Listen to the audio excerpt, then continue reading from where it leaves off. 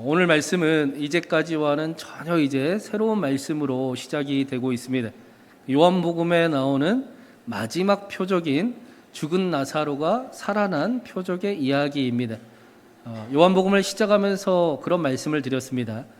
사도 요한은 우리에게 예수님을 믿는 것은 무엇인지, 무엇을 믿어야 되는지, 예수님이 어떤 일을 행하신 분이신지를 설명하기 위해서 7개의 표적을 우리에게 보여주고 있다라는 말씀을 드렸습니다. 특별히 요한복음은 그 병을 고치거나 어떤 놀라운 일이 일어나는 그것들을 기적이라 이적이라 말씀하지 않고 표적이다, 안내판이다, 표지판이다라고 말씀하고 있습니다. 그 표적을 따라가면 병든 자가 고친 것으로 마치는 것이 아니라, 기적이 일어난 것으로 멈추는 것이 아니라, 예수님은 이런 분이시구나, 예수님이 믿는 것은 이것이구나를 알게 한다라는 것입니다. 그래서 이 표적들은 하나님과 우리를 만나게 해 줍니다. 표적을 알면 알수록 예수님을 믿는 것은 이런 것이구나, 예수님이 이런 일도 하실 수 있구나를 알게 되는 것입니다. 6개의 표적을 우리가 함께 계속 나누었습니다. 첫 번째 표적은 가나의 혼인잔치에 포도주가 떨어져 버려서 기쁨을 잃어버린 그곳에 예수님께서 다시 기쁨을 회복하시는 표적이었습니다. 두 번째 표적은 왕의 신하의 아들이 죽게 되어 그가 기적을 바라고 있는데 예수님께서 그에게 가라, 내 아들이 살아있다. 예수님을 믿고 말씀을 믿고 갔더니 그가 살아났더라. 기적을 따라다니던 인생이 이제는 예수님을 따라다니는 인생이 되었다라는 말씀이었습니다. 세 번째 표적은 38년 된 병자의 이야기였습니다. 38년 된 병자는 아이러니하게도 베데스다라고 하는 은혜의 문 옆에 은혜의 집이라고 하는 소위 은혜가 가득한 곳에서 은혜를 입술로 이야기하지만 걷지도 못하던 그가 자기 힘으로 연못에 들어가려 했던 그 모습을 보여주는 말씀이었습니다. 자신 힘으로 애쓰며 구원을 이루기를 원하는 그 인생에게, 스스로 할 수 없는 그에게 예수님께서 일방적으로 찾아가셔서 그의 멋진 믿음의 대답과 그의 놀라운 행위와 그의 노력이 아니라 예수님의 그 모든 것을 뛰어넘는 일방적인 은혜로 그가 구원을 얻었음을 보여주는 표적이었습니다. 오병이어 표적을 통해 너희가 내 안에 내가 너희 안에 거하기를 간절히 바라시면서 내 살과 피를 마시라 라고 말씀하시고, 물 위를 걷는 표적을 기적을 통해서 고대 시대의 물 위를 걷는다라는 것은 세상을 압도하는 하나님을 말씀하는 것이었는데, 세상을 압도하는 지배하는 하나님께서 내니 두려워하지 말아라, 예수님과 함께하는 삶도 두려워하지 말고 세상도 예수님과 함께 더 이상 두려워하지 말고 살아가라 라고 말씀하셨습니다. 그리고는 우리가 지난주까지 길게 나누었던 6번째 표적은 나면서부터 보지 못하던 자가, 어둠 가운데 그래서 살아가던 자가 예수님을 믿어 다시 보게 된 사건, 표적이었습니다. 이제는 다시 보게 되어 어둠 가운데 거하지 않고 빛 가운데 행하는 삶을 살아간 이야기였습니다. 그리고 마지막으로 오늘 말씀에 죽은 나사로가 살아난 표적은, 그러면 우리가 무엇을 바라보면서 살아가야 되는가, 우리가 바라봐야 할 것은 무엇인가를 정확하게 보여주는 표적이라고 할 수 있습니다. 오늘 말씀 1절에 보면 어떤 병자가 있으니 라고 말씀이 새롭게 시작이 되고 있습니다. 마치 우리가 옛날에 호랑이가 살던 시절에 그렇게 유명한 옛날 이야기를 손주들에게 해주는 것처럼 그렇게 말씀이 시작이 되고 있습니다. 예수님은 우리가 바로 앞에서 말씀해 보았듯이 그 유대인들을 피해서 세례 요한이 처음 세례를 주던 그곳에 가서 피신해 계셨습니다. 그런데 나사로가 죽게 되어 사랑하는 동생들 마리아와 마르다가 급하게 그 소식을 예수님께 보내었던 것입니다. 그리고는 3절에 이렇게 말씀을 합니다. 우리 3절 말씀 같이 읽어보겠습니다. 이제 그 너희들이 예수께 사람을 보내어 이르되 주여 보시옵소서, 사랑하시는 자가 병들었나이다 하니 마리아와 마르다는 병들어 죽게 된 그 나사로를 예수님이 사랑하고 계심을 알고 있었습니다. 사랑하는 예수님께 소식을 전해서 어떻게든 도움을 구하는 그런 심정으로 사람을 보내었을 것입니다. 5절 말씀에서도 보면 예수님께서도 나사로를 사랑하신다라고 말씀을 하십니다. 그렇다면 우리의 생각에 당장이라도 예수님께서 달려가셔서 나사로에게 무언가를 해주셔야 할 것 같습니다. 그런데 6절에 보니까 나사로가 병들었다 함을 들으시고 그 계시던 곳에 이틀을 더 유하시고 라고 말씀을 합니다. 이상합니다. 마치 일부러 출발하지 않고 계시는 것 같아 보이기도 합니다.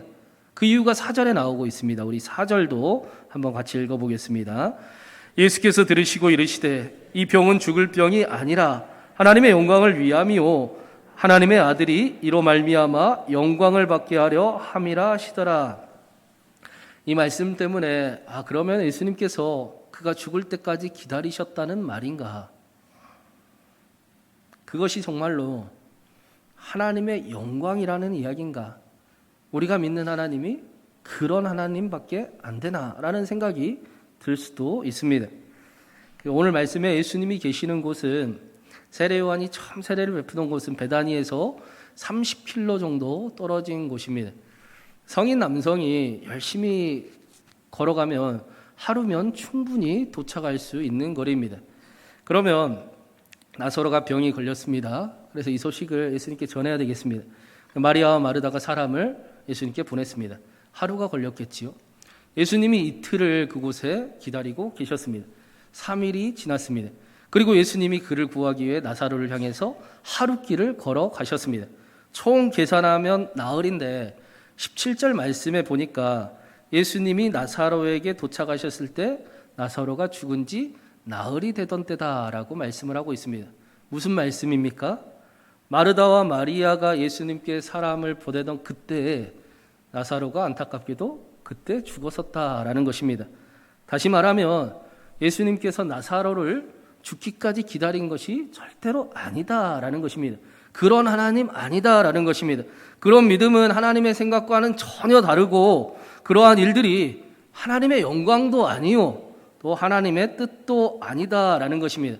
그래서 야고보서에 야고보는 뭐라고 말씀했습니까? 우리가 시험 당할 때 이 시험이 하나님께로부터 온 것이라고 절대로 말하지 말아라 라고 우리에게 말씀하기도 했습니다. 물론 고난이 우리를 연단하신다라는 사실은 분명한 사실입니다. 고집이 세고 자존심이 강한 우리는 고난을 당하고 연단이 찾아와야 훈련을 받아야 우리 안에 없어도 되는 것들을 삭제하기 시작하기 때문입니다. 그러나 하나님께서 하나님의 영광을 위해 나에게 어려움을 주셨다라는 것과 욥이 고백했던 것처럼 사탄의 시험도 하나님의 사랑이 여전히 나에게 있으니 내가 그 시험도 연단으로 바꾸며 하나님의 영광을 바라보았다라는 것은 전혀 다른 삶을 살아가는 것입니다. 오늘 말씀에 요한복음은 크게 두 부분으로 나눌 수가 있습니다. 1장부터 오늘 말씀이 끝나는 12장까지를 표적의 책이라고 이야기를 하고 그리고 예수님께서 제자들의 발을 닦아주시던 그 마지막 만찬 저녁 식사부터 십자가의 이야기까지를 영광의 책이라고 이야기를 합니다. 오늘 말씀의 마지막 요한복음의 표적도 하나님의 영광을 위해서 향해 나아가고 있습니다. 그런데 그 영광은 십자가의 영광입니다. 죽음의 영광입니다. 예수님께서 말씀하시는 하나님의 영광은 나사로를 살리는 영광이 아니라 예수님이 죽겠다라고 말씀하시는 영광입니다. 실제로 요한복음은 다른 복음서들은 예수님이 죽게 된 그 계기가 성전 청결에 있다라고 이야기를 합니다.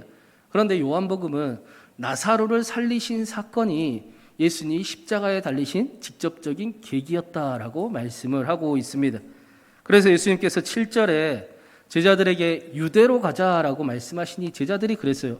예수님, 방금 전에도 유대인들이 돌로 예수님을 죽이려고 했는데 거기를 또 가자고 하십니까? 죽으러 가자라고 말씀하시는 겁니까? 라고 이야기를 한 겁니다. 예수님께서 제자들에게 유대로 가자라고 말씀하시는 것은 나사로를 살리러 가자라고 말씀하시는 것이 아니라 죽으러 가자라고 말씀하시는 것입니다. 성경은 죽은 나사로가 살아나는 일 정도 가지고 하나님의 영광이라고 이야기하지 않습니다. 예수님께서도 오늘 말씀에 나사로가 잔다라고 말씀하셨습니다. 성경은 세계로 온 세상을 창조하신 하나님께서 고작 죽은 자를 살리신 일을 보고 영광이다, 하나님의 영광이라고 말하지 않습니다. 성경은 죽은 자도 살리시는 하나님이 우리를 사랑하셔서 이 땅에 우리와 같은 모습으로 오시고 십자가에 달려 죽으시며 우리를 사랑한다 확증하신 그 일을 보고 하나님의 영광이다라고 말씀하는 것입니다. 지극히 높으신 하나님께서 이 세상을 사랑하셔서 우리와 같은 모습으로 오신 그 일이 하나님의 영광입니다. 우리를 끝까지 사랑하시는 것을 보여주시고 십자가에 달려 생명을 바치며 다 이루었다 하신 일이 바로 하나님의 영광입니다. 말씀이 육신이 되어 우리 가운데 거하심에 우리가 그의 영광을 보니 하나님의 독생자의 영광이요 은혜와 진리가 충만하더라. 죽은 자도 살리시는 하나님께서 저와 여러분을 위해 이 땅에 오시고 십자가에 달리셔서 사랑한다, 사랑한다. 내 사랑하는 자녀들아, 내 사랑받는 자녀들아, 너희는 존귀한 자다라는 사실을 알게 하신 그 일이 바로 하나님의 영광입니다. 그렇다면 예수님께서 이토록 하나님의 영광을 나타내기를 간절히 원하셨는가? 7절 말씀에 보니까 예수님께서 제자들에게 유대로 가자라고 말씀을 하고 계세요. 베다니로 가자라고 말씀하지 않으십니다. 죽은 나사로가 있는 나사로에게로 가라라고 말씀하지 않으시고 유대로 가자라고 말씀하셨습니다. 우리가 이제까지 보았듯이 유대는 하나님의 영광이 필요한 세상이었습니다. 하나님을 믿는다고 말은 하지만 아무런 변화도 없었고 아무런 생명도 없었으며 아무런 능력도 새롭게 됨도 나타나지 않는 예루살렘 성전이었습니다. 하나님을 섬긴다고 말하면서도 아무도 헌신하려고 하지 않는 유대 예루살렘, 하나님을 사랑한다 말하면서도 모두가 다 자기가 먼저인 그런 세상에 하나님의 영광이 필요했기 때문입니다. 유대에 있는 예루살렘 성전에 하나님의 영광이 다시 필요했기 때문입니다. 하나님의 사랑을 다시 확신하는 일이 반드시 필요했기 때문입니다. 요한복음 제가 설교를 준비할 때 이재철 목사님의 100주년 기념교회 은퇴하신 이재철 목사님의 요한과 더불어라는 설교집을 항상 참고를 합니다. 이 설교집에서 목사님이 오늘 본문에 이런 얘기를 하시더라고요. 세상 사람들을 향해 너희들이 변화하라고 말하지 마십시오. 그러면 되돌아오는 것은 절망밖에 없습니다. 하나님의 사랑을 아는 내가 변화되어야 합니다. 조국의 미래는 너가 아니라 나에게 달려 있습니다. 지금 결단하지 않으면, 지금 당장 결단하고 실행하지 않으면 우리의 미래는, 우리 자식들의 미래는 성수대교처럼 무너져 버리고 말 것입니다. 이 설교집이 20년 전에 나왔습니다. 당시 이재철 목사님이 미래라고 말했던 우리의 현재는 어떠한 모습 속에 있습니까? 우리의 사회는, 우리의 자녀들은 어떤 모습을 하고 있습니까? 요한일서 5장 4절 5절에 성경 우리에게 이렇게 말씀을 합니다. 무릇 하나님께로부터 난 자마다 세상을 이기느니라. 세상을 이기는 승리는 이것이니 우리의 믿음이니라. 예수께서 하나님의 아들이심을 믿는 자가 아니면 세상을 이기는 자가 누구냐? 세상의 많은 사람들은 대부분 세상을 따라가기를 원합니다. 세상을 이기려고 하는 사람은 한 사람도 없습니다. 세상의 방법으로 세상에서 성공하고 싶어 하나님을 믿어도 세상의 방법대로 세상에서 인정받고 싶어 하지 하나님께 인정받고 싶어 하는 사람은 그렇게 많지 않습니다. 세상을 이기려고 하는 사람은 사실 별로 없습니다. 하나님께로부터 난 자들이 세상을 믿음으로 이겨가는 것입니다. 하나님의 영광을 바라본 사람이 세상 따라가지 아니하고 하나님 따라가는 삶을 살아가는 것입니다. 하나님의 사랑을 확신하는 사람들이 지금 비록 내 눈에는 결박과 환난으로 보여도 하나님의 신비가 나타날 것을 기대하며 삶의 이야기들을 이기는 삶을 살아가게 되는 것입니다. 하나님을 따라가고 하나님의 약속을 이루며 살아가는 사람들이 믿음을 가진 사람들입니다. 그래서 16절에 도마도 이렇게 고백을 합니다. 우리 마지막으로 16절 말씀 같이 한번 읽어보겠습니다. 디두모라고도 하는 도마가 다른 제자들에게 말하되 우리도 주와 함께 죽으러 가자 하니라. 유대로 죽으러 가자라고 말씀하시는 예수님의 말씀을 잘 이해한 도마는 다른 제자들에게 우리도 함께 주와 함께 죽으러 가자라고 이야기를 했습니다. 얼마나 멋지고 얼마나 믿음직스러운 고백인지 모르겠습니다. 그러나 우리는 도마가 불과 두 주 후에 2주가 지나서 자신이 살기를 위해 예수님을 배신하고 걸음아 나 살려라 하고 도망친 일을 우리는 잘 알고 있습니다. 아마도 이러한 모습은 많은 그리스도인들의 모습이고 저의 모습이고 여러분의 모습과도 같을 것입니다. 하나님, 나는 예수님을 정말 잘 믿고 예수님 말씀대로 살아가고 싶습니다. 그러나 내 마음대로 내 뜻대로 되지가 않습니다. 말씀보다 늘 감정이 앞서고 내 자존심이 앞서고 욕망이 이길 때가 훨씬 더 많습니다. 처음 예수님을 믿을 때의 감격과 기쁨이 넘치기를 원하는데 오히려 내 안에 괴로움이 더할 때가 많습니다. 예수님의 제자 도마도 마찬가지였을 것입니다. 얼마나 멋지고 폼나게 우리가 주와 함께 죽으러 가자라고 이야기를 했습니까? 그러나 결국 그는 걸음아 나 살려라 하고 도망을 쳤습니다. 자신의 실제 모습은 그러하지 못했습니다. 이러한 자신의 모습에 얼마나 도마가 실망스러웠겠습니까? 자신이 살기 위해 사랑하는 사람을 배신한 자신의 모습을 스스로 얼마나 증오하고 혐오스럽기까지 했겠습니까? 그러나 도마는 부활하신 예수님을 만난 이후에 그는 인도로 떠나게 됩니다. 그리고 예수님처럼 예수님하고 똑같이 창에 찔려 순교를 당하는, 복음을 전하다 순교하는, 정말로 우리도 주와 함께 죽으러 가자 하는 삶을 실제로 살아가는 모습을 보여줍니다. 도마를 변화시킨 것이 무엇인가? 부활하신 예수님을 만나서 그가 부활을 했습니까? 아닙니다. 죽은 자도 살리시는 하나님이 나를 위해 죽으신 사실을, 하나님의 영광을 바라봤기 때문에 그의 삶에 변화가 일어났습니다. 연약하고 부족하고 절망스럽고 스스로 증오스럽기까지 한 나를 위해 하나님이 십자가에 달려 죽으셨다. 나를 위해 이 땅에 오셨다.